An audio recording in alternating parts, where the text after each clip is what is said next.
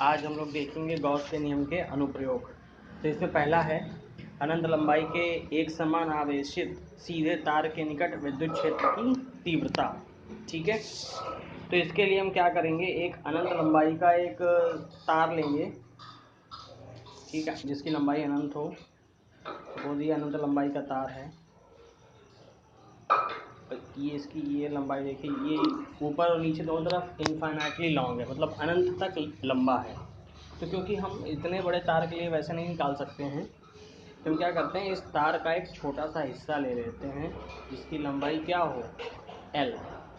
ठीक है, एक उस तार का, अनंत लंबाई का जो तार है उसका एक हम छोटा सा हिस्सा लेते हैं जिसकी लंबाई L हो।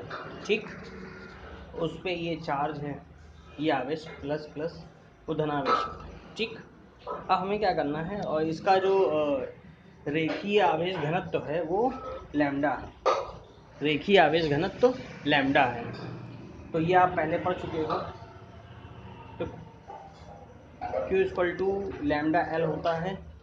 ठीक है, कुल आवेश कितना होगा इस तार पे, L तार की जैसे लंबाई है और रेखीय आवेश घनत्व उसका लैम्डा है, तो कुल आवेश इतने पोर्शन पे, ये जो हमने इतना L लंबाई का जो तार लिया है, इस L लंबाई के तार पे जो कुल आवेश होगा वो लैम्डा L के बराबर होगा।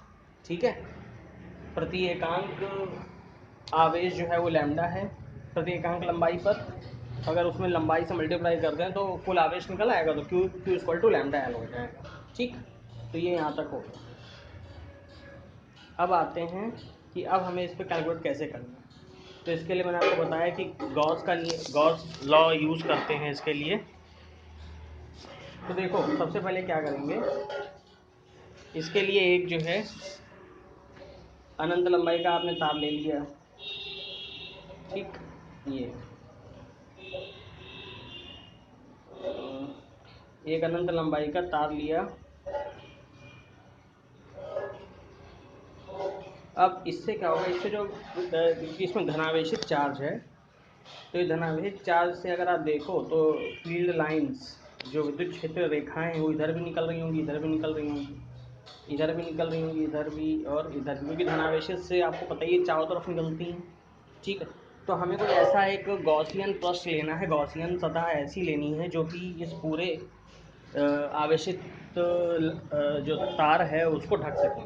ठीक है, तो उसके लिए क्या करेंगे, हम क्या लेते हैं, सिलेंडर या बेलन। क्या लेते हैं, बेलन। देखिए ये क्या, ये कहलाती है गॉसियन सतह।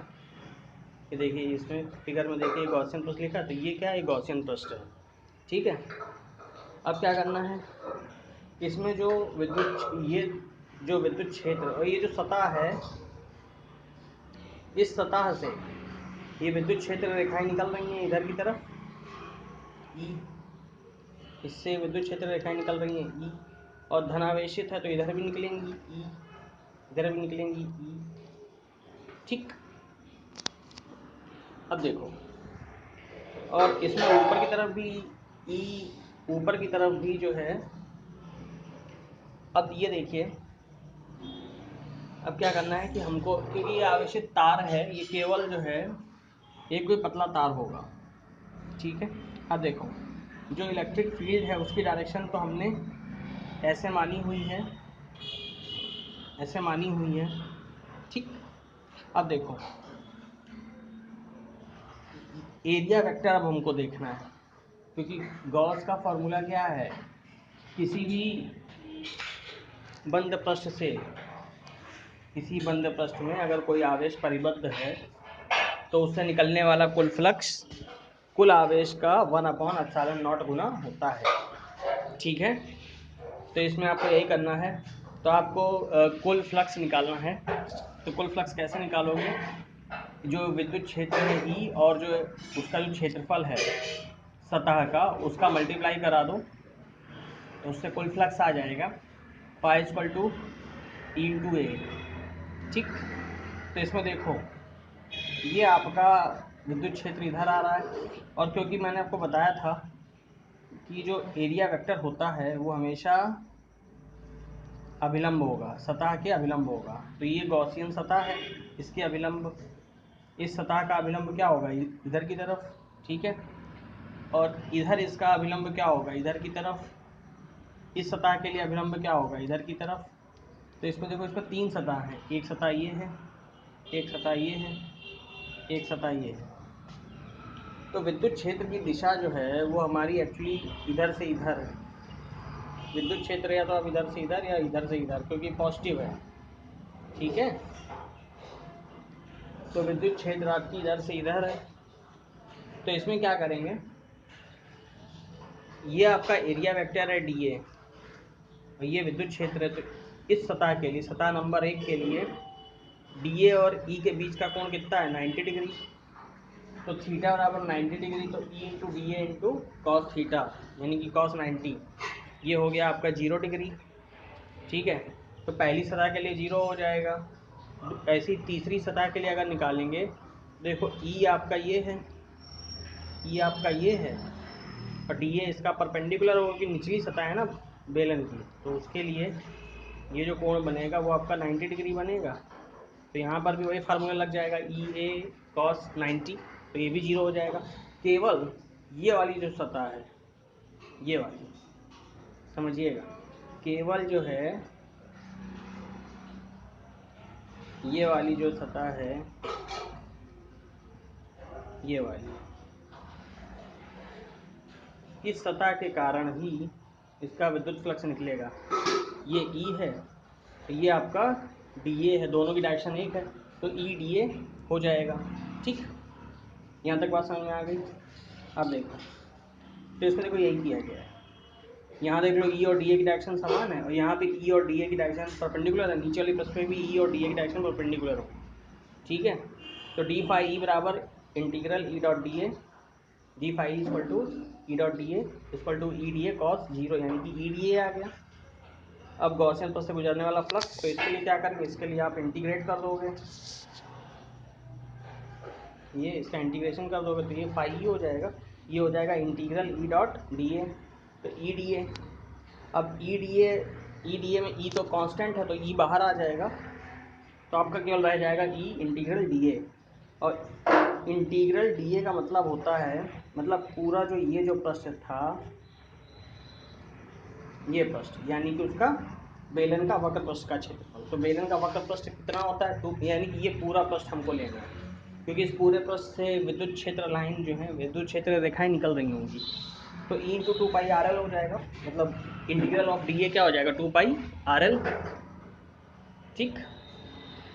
तो फाई ई इक्वल टू है, तो फाई ई इक्वल टू आ जाएगा ई इंटू 2 पाई आर एल, ठीक।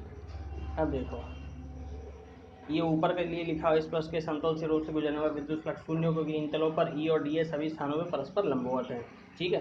तो कुल फ्लक्स जो बचेगा, देखो कुल फ्लक्स क्या होगा, कुल फ्लक्स क्या है, phi equal to phi E equal to phi 1 plus phi 2 plus phi 3। तो ऊपर वाला, ये सबसे ऊपर वाला था, ये इसमें लंबवत थे, ये भी 0 हो जाएगा। ये सबसे नीचे वाला, ये जो निचली सतह है, ये भी ऐसे ही, ये भी 0, केवल रह किसकी वजह से जाएगा, केवल फाई 2 की वजह से, ठीक है। तो केवल फाई 2 की वजह से बचेगा, तो फाई 2 की वजह से क्या है, E into 2 pi R L, ठीक है। तो ई इंटू 2 पाई आर एल आ गया। अब गॉस की प्रमेय से क्या है, गॉस की प्रमेय से जहाँ क्यू बंद गॉसियन पृष्ठ द्वारा परिबद्ध संपूर्ण आवेश है, तो क्यू बराबर लैम्डा एल। तो phi equal to phi E equal to होता है क्यू अपॉन एप्सिलॉन नॉट, भाई फाई ई इक्वल टू क्या है, क्यू अपॉन एप्सिलॉन नॉट। और फाई ई की वैल्यू आपने निकाली है E into 2 pi,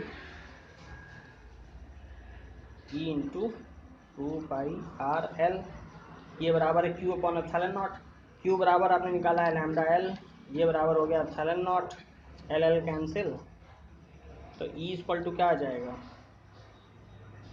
E equal to lambda upon 2 pi epsilon naught R, ठीक है। ई बराबर lambda upon 2 pi epsilon naught R. देखिए यही इसका आंसर है। ये इधर जो 2 से 2 ये कैंसिल हो जाएगा, तो ई बराबर lambda upon 2 pi epsilon naught R ही आएगा, ठीक है। और इसका अगर आप ग्राफ खींचे, क्योंकि इसमें जो संबंध आ रहा है वो इस तरीके का आ रहा है,